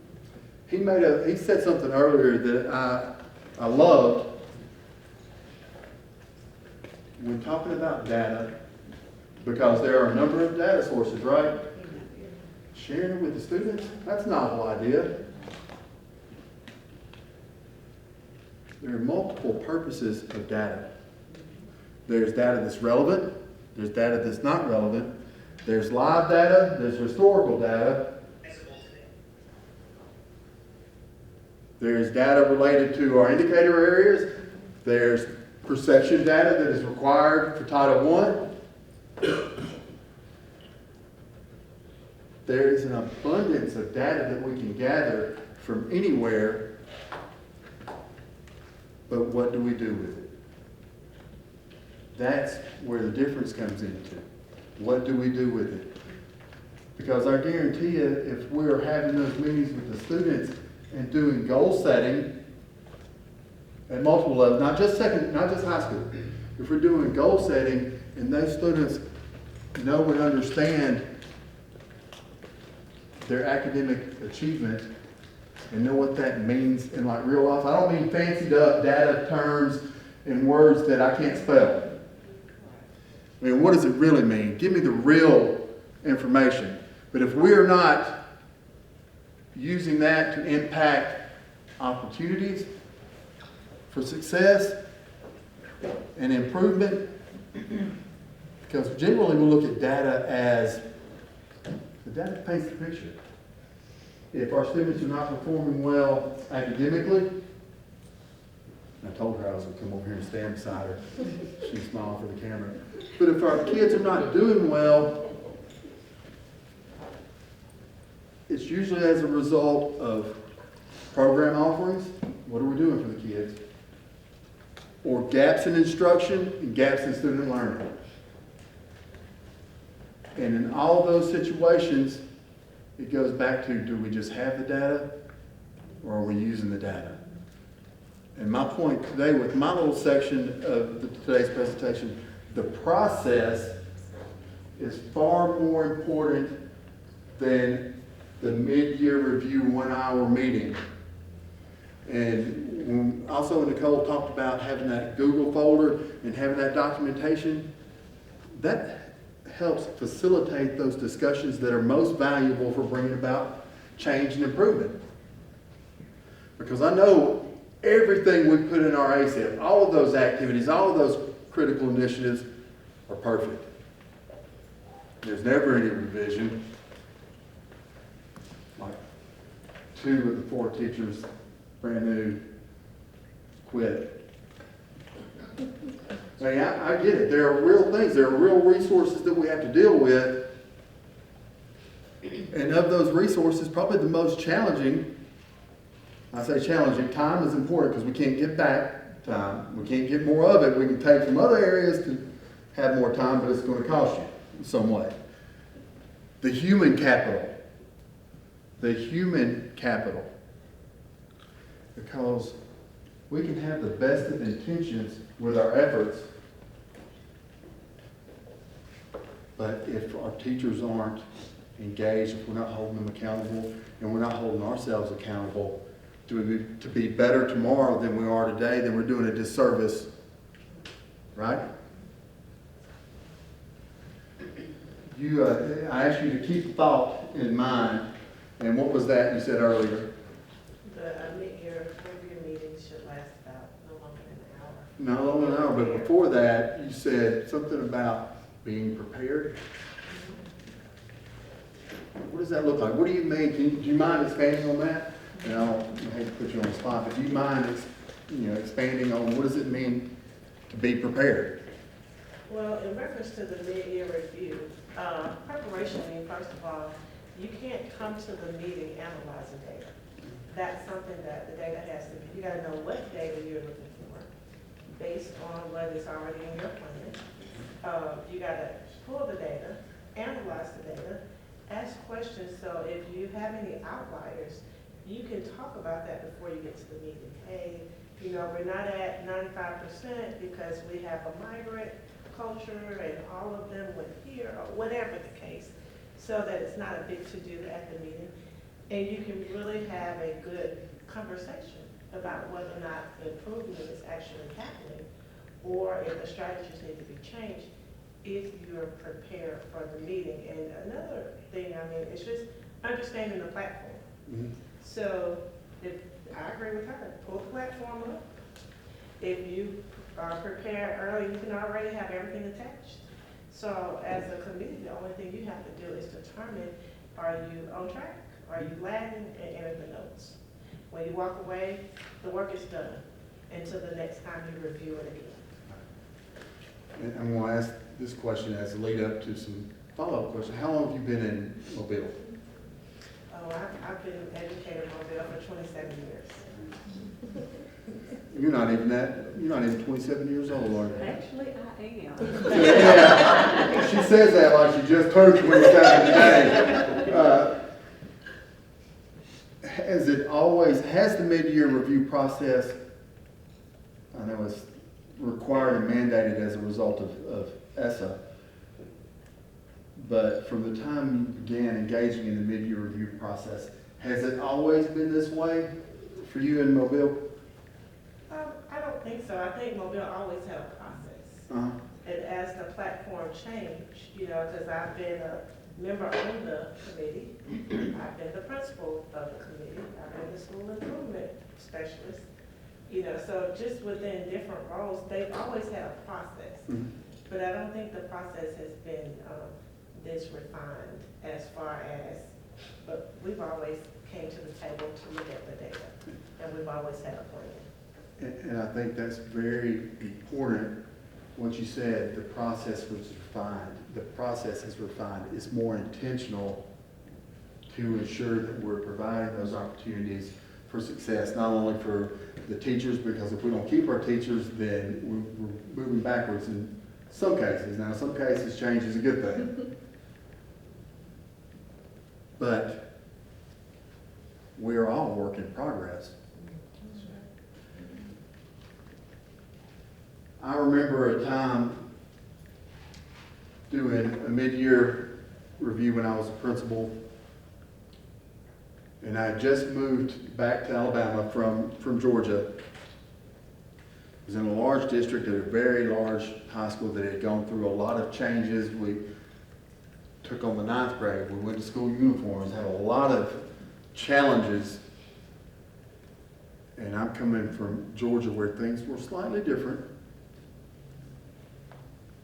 And I was asked to do a mid-year review presentation to the school board. I didn't even have a clue.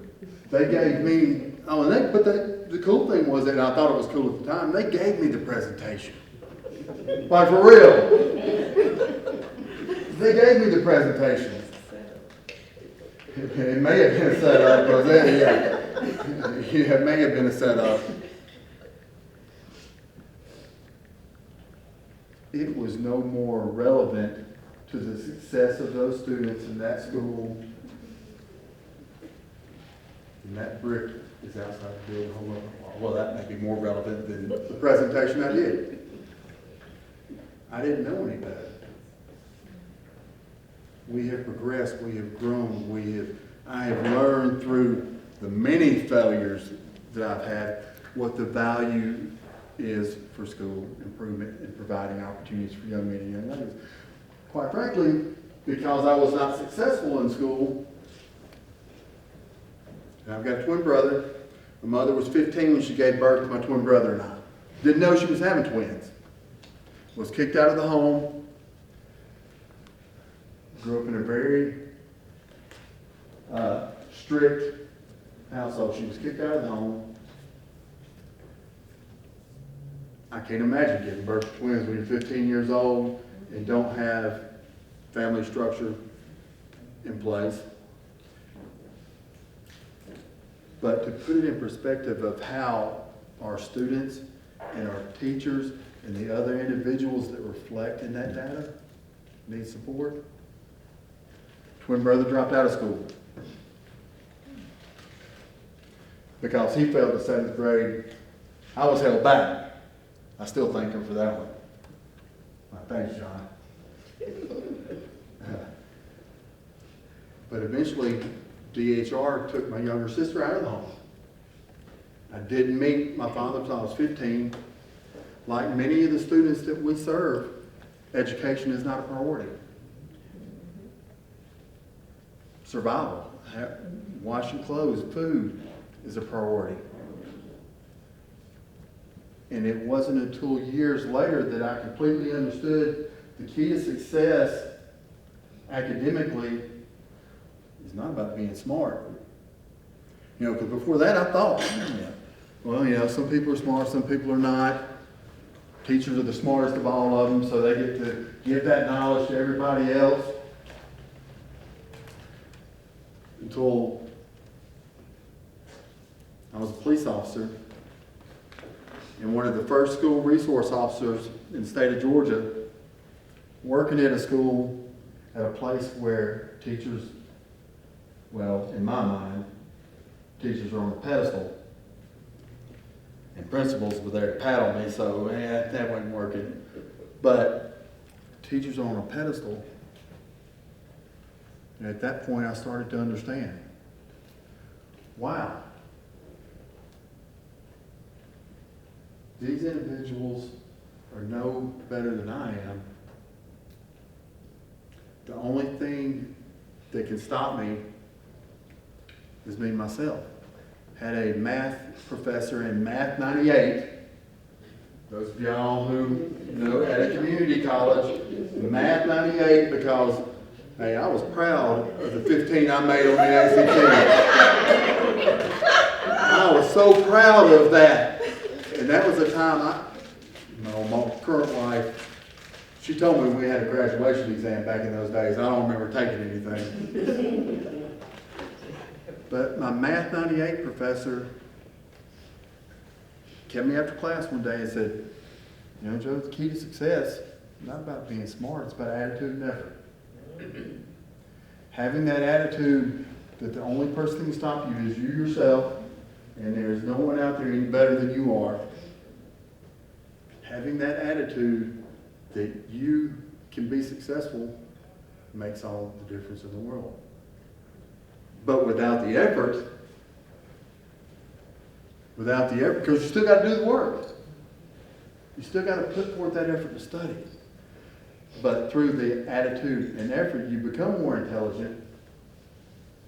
And that was the first time in my life I felt like I had a teacher who made a difference in my life. Like the responsibility we have to make a difference in the lives of others beyond just what the data number says. Because that's what it's about. That's our why, because our why is not we got into education so we can look at data. Some people may, but I'm not that guy. People are what's important. The people work has to take place. And the work we do daily, the work we do embedded in our ACIP is about providing the best of opportunities. Are we spending the time necessary to monitor what we're doing? We put it in our ACIP, and in just a little bit I'm going to show you a couple of examples of critical, like real, legitimate, continuous improvement plans that are out there right now that were submitted. And you may go, wow, I don't know where they came up with that. But we're going to talk about that. But are we putting in the time to have those meetings, to discuss data, to discuss student progress? Or are we in a situation where we live from one year to the next based upon that summative data of ACAP or ACT without taking the time to look at the benchmark formative assessment data beginning of the year, mid-year, and end-of-year, so we can really inform instruction and change instructional practices? Because remember, it's either a gap in instruction or a gap in learning. Could be both. But do we have it scheduled? Are we putting forth the time, effort, and energy into having those discussions? Because just putting it in a folder, right? Just putting it in a folder ain't going to do anything. Not going to change anything unless we're having those discussions, building a consensus, and in some cases modifying what we're doing. Are we evaluating progress? There is a hyperlink when you get this presentation. There's a ACIP review form that takes you through the multiple different phases, the months, when things should happen, and you've probably seen it and probably have one yourself developed at the district. But we evaluate to monitor the effectiveness of what we are doing. We enact and monitor progress ongoing. Now, what goes into the Cognitive platform is evidence that you all are doing what is mandated for mid-year review. That's what goes into Cognitive. But it's the work that necessarily the words on that Cognitive platform don't reflect that is the most valuable, remember? I've also included in the presentation a template for mid-year review to help guide your thoughts and discussions and gathering of evidence, determining status. Are we on target? Are we lagging, or are we at risk? And if we are at risk, because that's going to be the one that shows up when you put it in Cognitive as the red box, you know, the one that nobody wants to see, their eyes are drawn to right away. What's that red box? At risk. Yeah, the at risk. Mm-hmm. But keep in mind, it may be as a result, maybe at risk, something well beyond your control.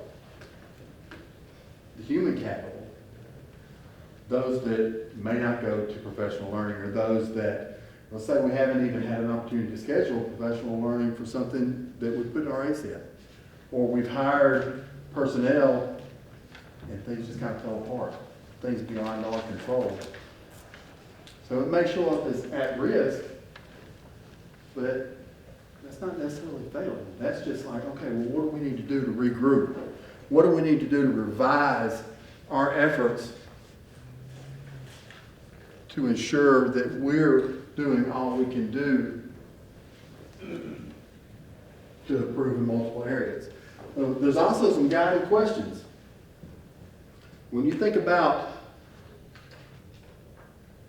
day-to-day things that go on in your school and the data that it reflects and the information you're gathering, and you look at your continuous improvement plan, we've looked at all the data, we've identified this gap, we've identified this area for improvement. This is our activity we've established. First question you should ask is the school or LEA doing what it said it will do as planned? You know, it's great to have it in there. And my friend back here in blue, I don't know if she's laughing at me or laughing at something else, but it's great to have it in the plan. But is your plan that fluid document, like we talked about? Is it that live document, or is it something we do on October 14th by copying and pasting? Y'all wouldn't be surprised. Y'all been around quite some time. You wouldn't be surprised because I see some that are copy and paste and they don't ever change the dates.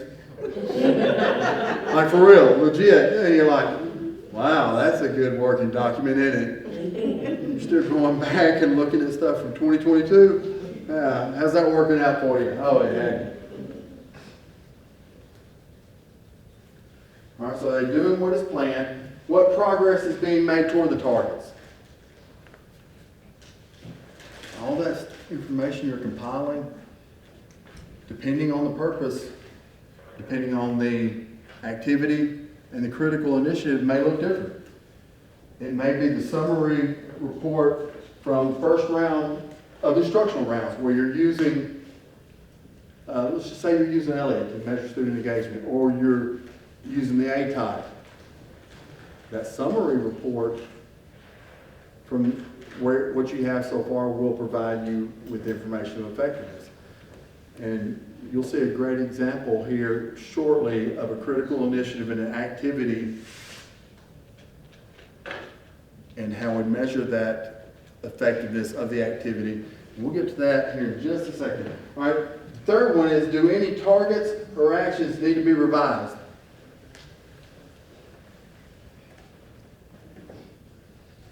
I know we're in education and things change pretty regularly. In fact, I don't know how many times I've heard, you know, all you got to do is survive, because in another year, that initiative's going to be gone. We'll go to something else we won't like.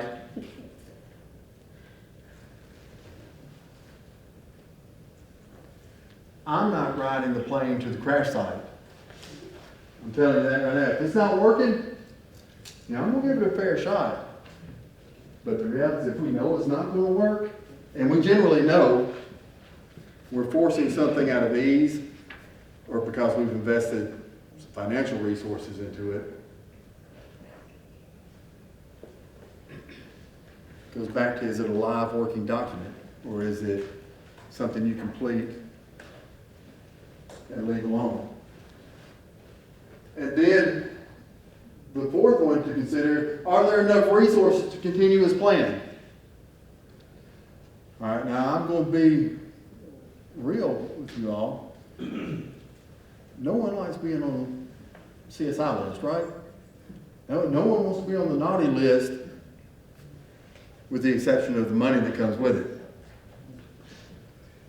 Can you or are you able to sustain those efforts without those resources?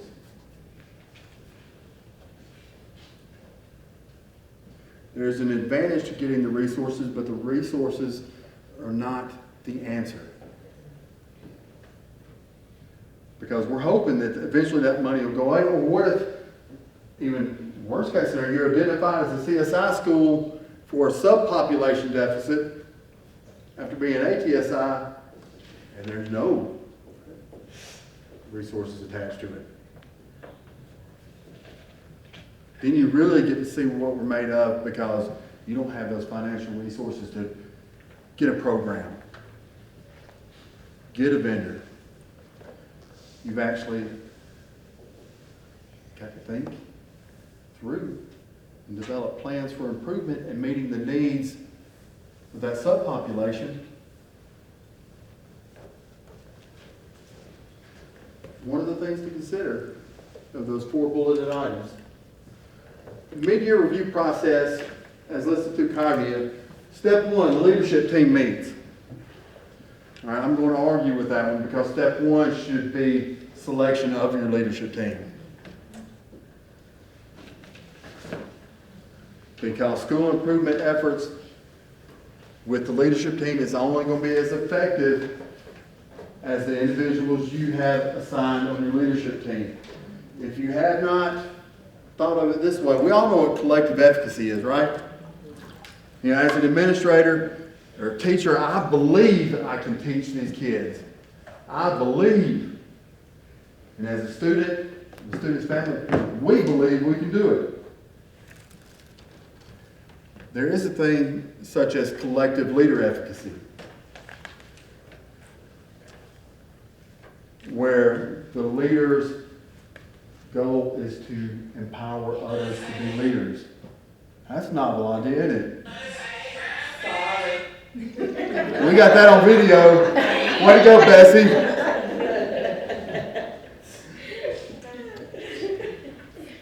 Collective leader efficacy. Because what's more important? Power among or power over? One comes from positional power. One can be short-term change.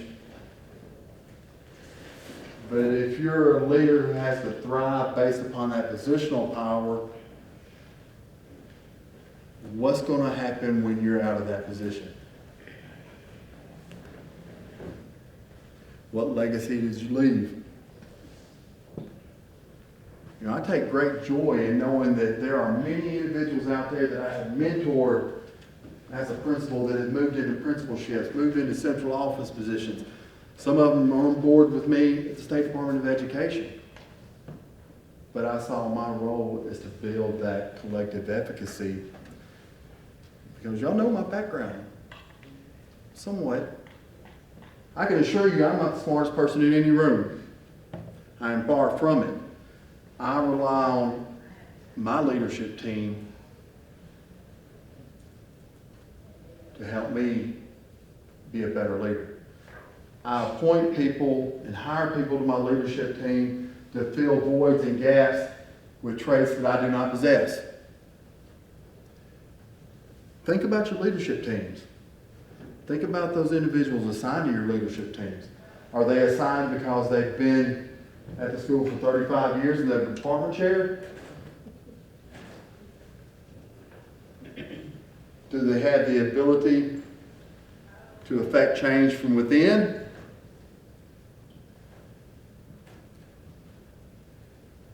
Because when I selected my leadership team, I had a second-year teacher who came from an alternative teaching certification process because she had that power among, could influence and bring about change more so than a department chair I had that had been there 35 years. And you know the kind I'm talking about, that still have that 3-ring binder with the lesson plans in it. In the laminated sheets, paper is almost brown because it's been there so long. But y'all know what I'm talking about. Because as the leader and leading the charge for school improvement and leading the discussions and dialogue for mid-year review is well beyond what you as the principal or the leader of the building or district can do. You lead the charge, but you have to have empowered others to have your back and to lead that charge with you. That is collective leader efficacy. That is step one. Step two is, if we don't meet, we're not accomplishing.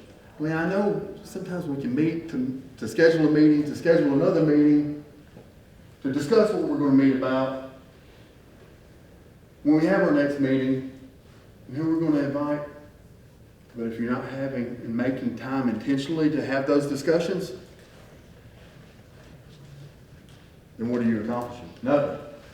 If you're not making the time either built into your schedule or outside of the normal schedule, if you're not making the time to have those discussions, whether it be PLC, leadership team, whatever it may be, then you're being stagnant. And if you're being stagnant, you're moving backwards. The team should determine an overall tracking status. It goes back to that. Are we on track? Are we lagging? Are we at risk? That should not be the decision just for the one individual. That should be a collective decision made through discussion, because people bring different perspectives to the table. And I want individuals at the table with me that will argue, that will point things out to help me see the gaps in the overall school improvement process. I'm not too proud, and as you know that through our talk today, you know I'm not too proud to say, hey, I'm not the smartest person. Help me be better. Help me to see, because it's for more than just me. It's about the kids and the opportunities they receive. And the outcome is you come off the list. The outcome is your students are more successful. The outcome is we're providing opportunities for college and career readiness ultimately at the end through what we're doing programmatically. All right, and once we meet and discuss and reach consensus for the status, we assign that status and we put it in the platform. Again, there's a difference between the outcome of the mid-year review. And I say outcome because it's not just we're putting it in Cognia. That satisfies the mandate. The process is the most important. And then step 4, the team should craft a brief explanation as to why. And Dr. Nicole showed that when she was in Cognia, how to put that information in. And then step 5, be sure to include and save comments at any point.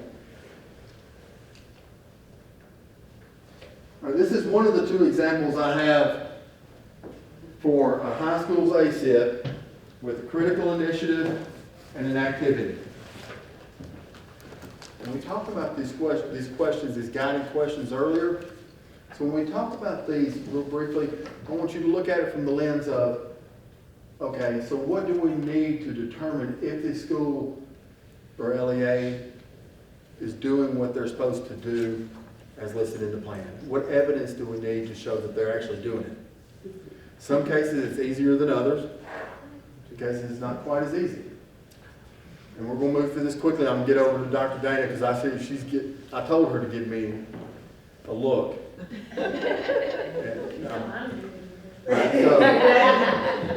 When looking at your ACIP, and I'm going to point this out because I want you to see how it should align, or in some cases what you're looking at may not align when you look deeper. Critical initiative, implement evidence-based practices to increase student achievement. Pretty good critical initiative. I'm like, okay, we're going to increase student achievement through evidence-based practices. When we get to the activity, we're going to, and I'm going to paraphrase this because I don't want to just say the vendor's name. We're going to contract with an outside vendor for teacher effectiveness and data drive. We're going to contract, that's the activity. And Dr. Nicole talked about, all right, so how is that activity going to increase student achievement? What the heck is that vendor going to do? And how do we measure it? Are they going to be the reason achievement goes up? Or are they going to be the reason that teaching effectiveness has improved, which leads to higher student achievement? So we've got the critical initiative, implement evidence-based practices to increase student achievement, and then we got the activity, we'll contract with the outside vendor for teacher effectiveness and data drives. Obviously, it's easy to determine if the school's done what it's supposed to do. If they've contracted with the vendor, we'll have the contract. But how do we ensure that they're doing what they're supposed to do? Do we have an RFP that outlines what services are going to be provided? What type of professional learning is this vendor going to provide? And what's the schedule? And once we get it scheduled and we have that professional learning, how do we determine the effectiveness of that professional learning? Teacher observations? Instructional rounds? Because ultimately, what's going to impact student achievement is not that vendor. It's the professional learning that they provide and the improvement of instructional effectiveness. That's what's going to change it. So if I ask the question, does the critical initiative and the activity align? What would you say?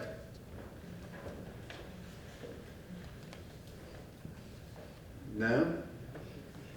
Because how can I say specifically this activity, as stated, activity measure, data collection, nothing under benchmark, and this is like legit ACIP that was submitted.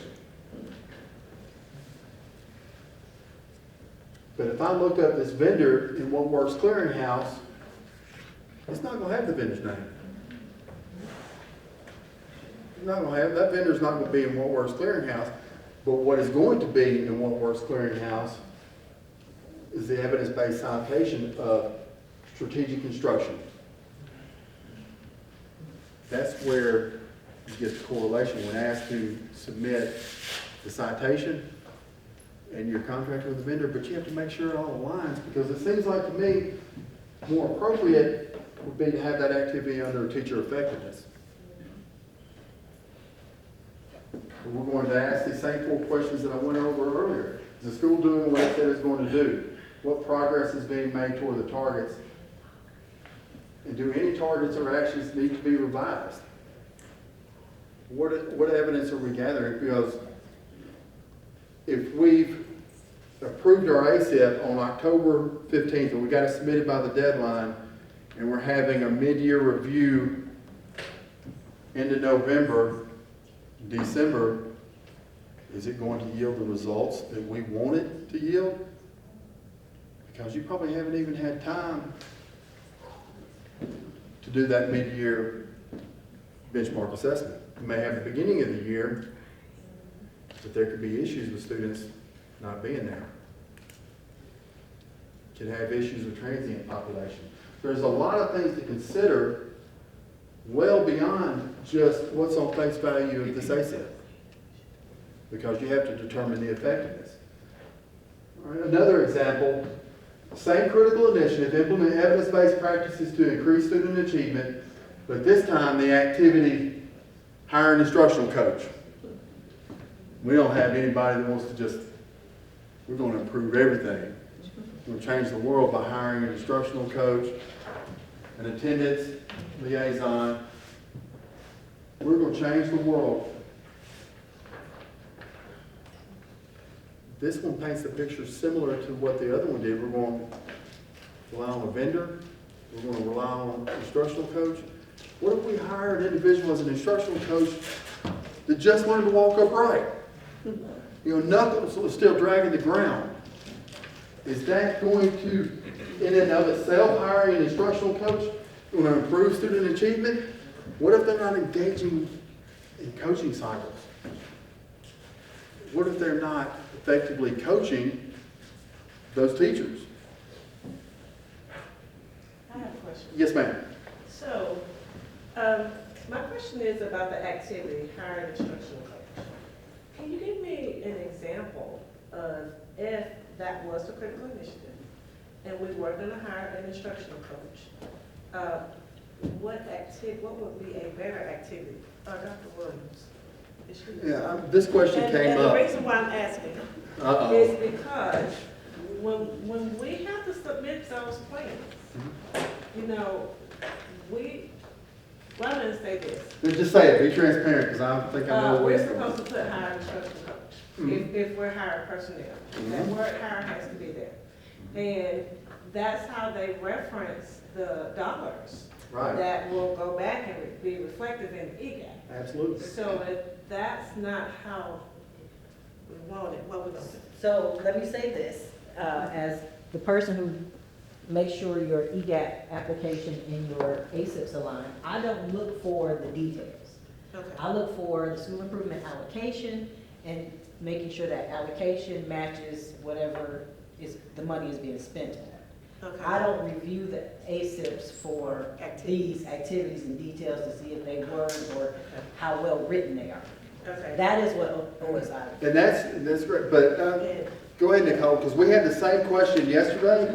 All right, and I'm going to point out that, is that a good critical initiative for that activity fall under, or should it be under maybe a different critical initiative such as teacher effectiveness? So if the critical initiative is at the top, that you want to implement evidence-based practices to increase student achievement. So if they put hire an instructional coach, that's fine, but somewhere you might want to say hire instructional coach to monitor instructional practices. And so and the reason why I was saying that, we've tried that, but there is a character limit There is. on the activity. So when you say hire an We do that on instructional purpose. coach, by the time I get to monitor, that's it. So, I mean. Well, if that's I where was- you do, okay, so the activity measure, because I kind of showed you that. In the activity measure, you can say that instructional coach is hired to do da-da-da-da-da-da-da-da. So that way, you kind of outline for them what needs to happen, and/or you put it in the benchmarks. Yeah. So you're gonna hire an instructional coach, they'll create an instructional plan, they'll do this, they'll do this, they'll do that, all towards getting to that implement evidence base. But you can use, if you have to use the language for funding purposes, use the language, but then spell it out somewhere. And I get it, because I have some districts that, or some schools that, that's all it says is in their ACIP is hire some personnel. And Dr. Dana, come on, work your way up, because I'm about to wrap up with this session. Remember what I said, what I'm talking about is not that this is right or wrong, it's about alignment, showing the connection and being able to assess the effectiveness, because if it just says hire, okay, we've hired somebody, good, we're done. Let's go home. But we don't necessarily, you see what I'm kind of getting Yeah, at? I see exactly. More than what- discussion. Yeah, I see exactly what you're saying there, but I know from Oakland County, you're gonna see higher instructional coach. Oh, absolutely. And now, but you're also gonna see an activity measure as to, and let's just say an intervention teacher, I'll use that. Yep. Hired a reading intervention teacher. Well, you're gonna see that they have, their measurements is going to be just on those students that they pull out to intervene with. You're gonna see, you know, for those kids, when they took the I-rating versus the next benchmark, was there any growth? So there's a couple of data points, and you're gonna see some benchmarks. Yep. But I know in the previous years, sometimes it was, don't put hire and intervention teacher. Then it was, because we've been to 1 million meetings. Yes. And so, then it was, if you are hiring personnel, the activities should say that you are hiring personnel. Absolutely. Because sometimes, you know, let's say if I put an instructional coach there, and then I said that I want to provide professional development to teachers, and this instructional coach is going to do that.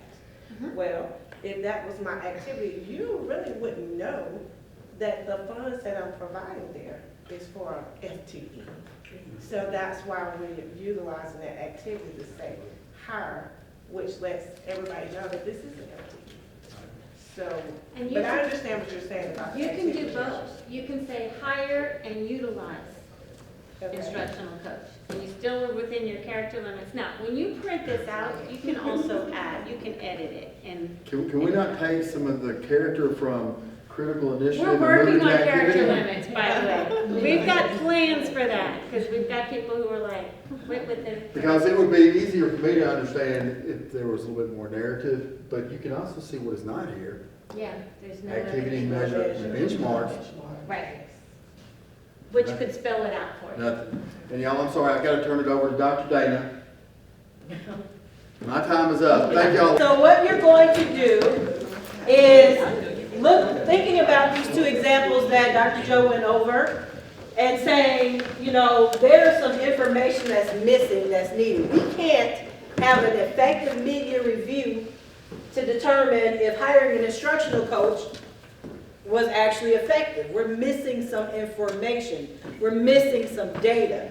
We don't know what the true intent was other than hire somebody. So what I want you to do is find a critical initiative and activity to assess, to determine what other information is needed to determine if it was truly effective. Remember, this is your mid-year review. You're going through this with your principal and the leadership team. We need to see if this actually worked. So find your critical initiative, your activity, and think about what other information is needed or questions that need to be asked to see if it was actually effective. And high school. Joe already did 2 examples from that one particular ACIP, so find another. You have 5 minutes. Joe, you have a time, somebody got a time, 5 minutes. So what I need you to do is spend the next 2 minutes selecting 3 people. We're not going to ask just one person from the group to report out. We're not going to put it all on one person. We're going to share the share out. So one person needs to identify what the critical initiative was that was selected and why it was selected. The second person should be able to share with us what additional activities or questions do you have to analyze whether or not this activity was effective. And then 3, the third person will let us know how the mid-year review needs to be revised to improve the process. What should be done to improve that mid-year review? So you have 2 minutes to select the 3 individuals who will report out and come up with your responses. 2 minutes. Number 1, who's the first person in your group to report? Things like that that we don't need to I'm add. number 1. Okay. We chose the first critical initiative, because the first one on the page, there was a thing that we noticed right off the bat. Okay. All right, so number 2, what is that you need to gain an understanding of? Well, there were What several is it, things. first of all? We noticed the things that were missing right off the bat, and we also discussed what it was that we needed. So specifically on PD, on the second page, I'm gonna point that out first, because for me, that's the one that stood out the most. What's the critical initiative? Critical initiative is number 1. We will provide tutor instruction to increase academic growth in ELA. Okay. One of the activities was PD, and that's all that it said, was PD. It didn't specify what type of PD that was going to be used to better that instruction in ELA. So that would be one thing that we need to add. So it says PD for tiered instruction. The PD is supporting all that tiered it has, instruction. there's no funding. We also noticed that the dates were wrong too. So there was that. But everything else was blank underneath that PD. No explanation, not what type of PD, how it was going to effectively help that critical initiative. So that was one of the things that we noticed. Okay, so in number 3, who's reporting out in number 3? So, who needs to be at the table here to improve this process? Yes. In this situation, nearly everyone, you have administrators, you have for this actual initiative, your ELA teachers, SPED teachers. Okay, because it's tiered instruction. Yeah. Okay.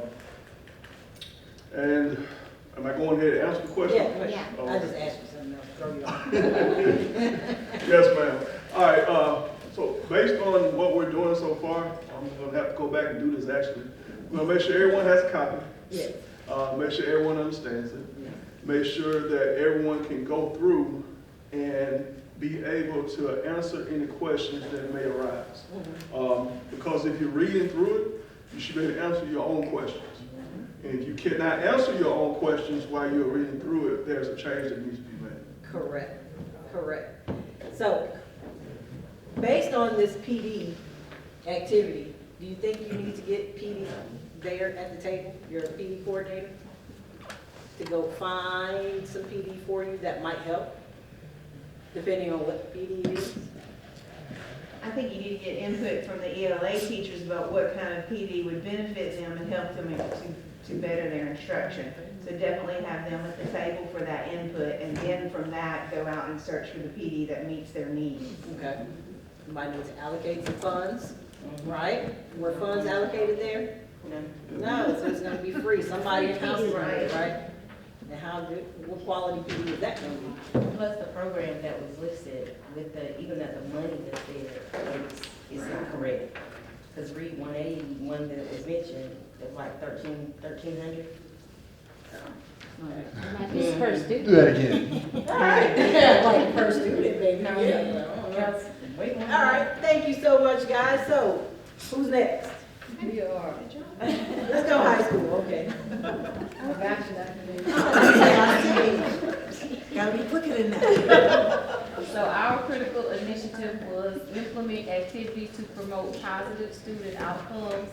And naturally, we chose this one because we had no choice. Process of elimination. Yes.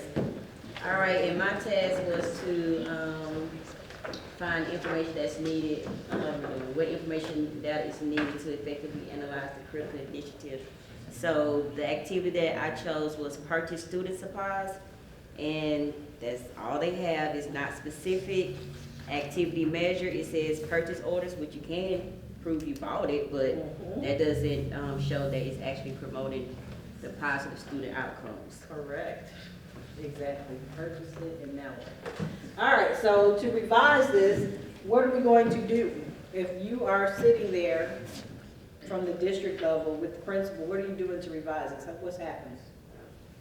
Well, we were gonna be more specific and list out what supplies, how we're gonna utilize those supplies and what we utilizing them for. Some of the other initiatives were stating attendance awards and family engagement nights, but they didn't list that. They didn't list specifically how they were gonna utilize those monies to complete those activities. So So they we need to were gonna go go back back in and revise Do the whole thing. and put dollar amounts and specific information. Dollar amounts help. Yes. Let me know how you're spending your money, how much of it. All right, last but not least, middle school. Thank you, guys. Elementary school. We chose the critical initiative number 3. And it was school teams meet regularly to review implementation data, documentation from walkthroughs, practice fidelity, training, coaching, and student data, academic and social behavioral for all students.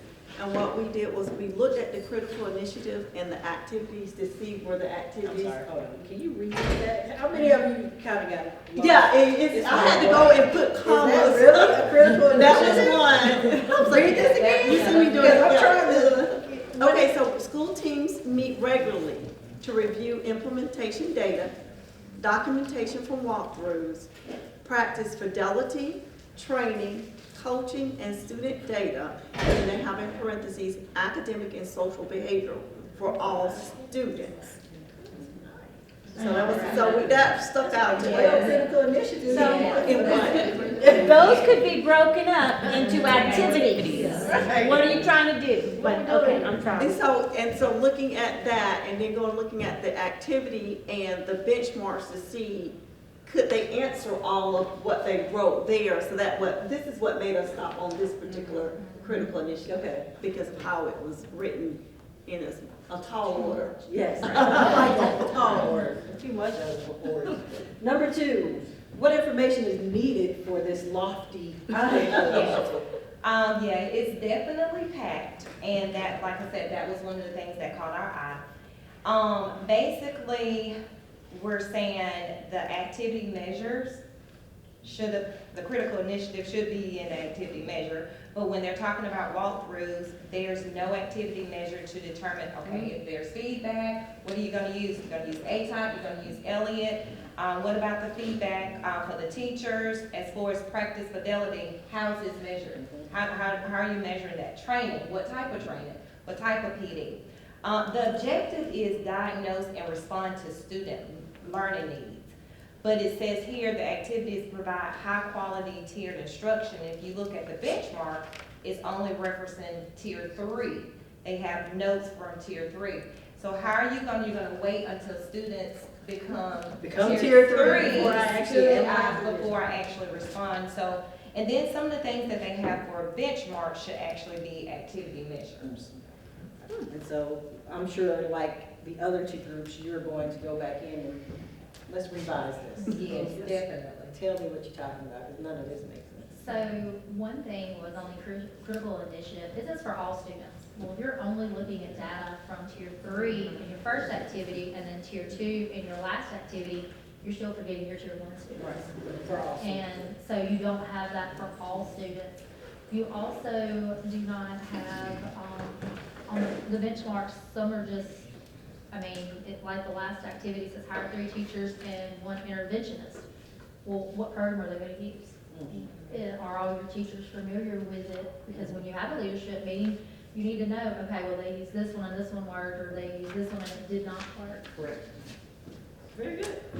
So, as you can see, we all say we use data to drive our improvement, but it's data, looking at this, I'm not talking about you guys, because none of these came from Mobile, I can say that honestly. But yes, these are actual ACIPs, 3 different ACIPs from 3 different schools, 3 different LEAs, 3 different areas of the state. Okay? So, but none of them from Mobile, I can't honestly say that. But can you honestly say data drove the creation of these plans? So go back and look at your own, as this gentleman said, and like really look to see if that was what happened when you created yours. I don't know. But this gives you insight to say, hey, some things might need to change. Okay? And I will turn it over to Dr. Cole. Oh, our exit ticket. You guys can return to your seats. Thank you for your participation. I want to say that. You have the exit ticket.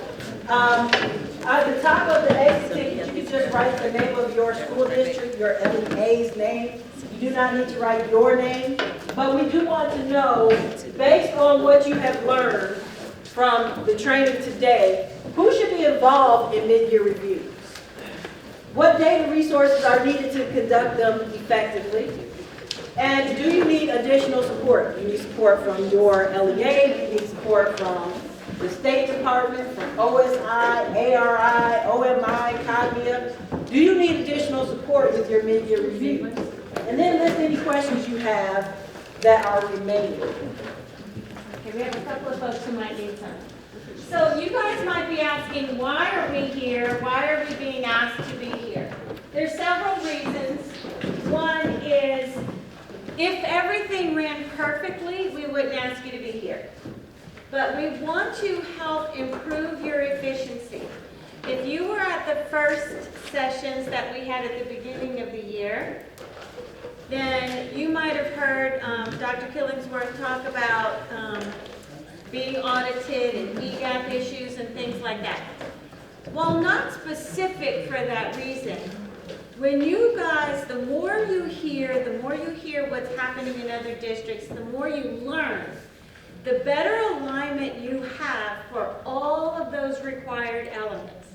So if you've got to be specific for title spending or funding or whatever else the case may be, your ACIP should not be separate from your diagnostics start the work, which help to create the ACIP, which helps to drive improvement and funnel those dollars and articulate the need for those dollars. Once that gets to the State Department, then that helps to complete those EGAP things and shore up everything. You are not alone after you leave today. Unless you do this every single day, utilizing those tools is going to be very challenging.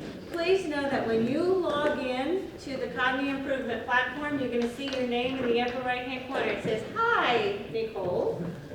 And then it says, if you click on that, it drops down and says resources. When you click on resources, it takes you here.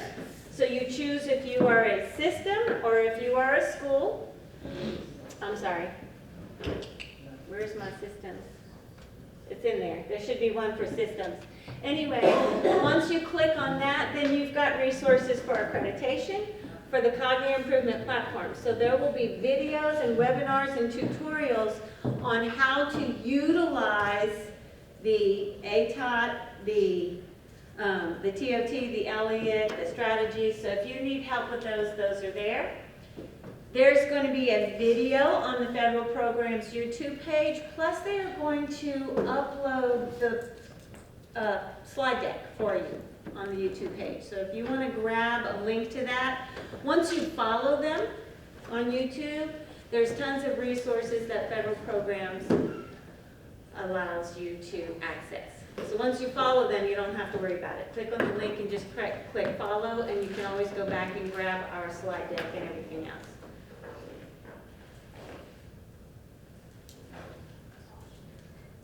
Other resources, on the ALSDE support page for Cognia, you have, again, there's tons of resources, but remember, this is kind of like a textbook series.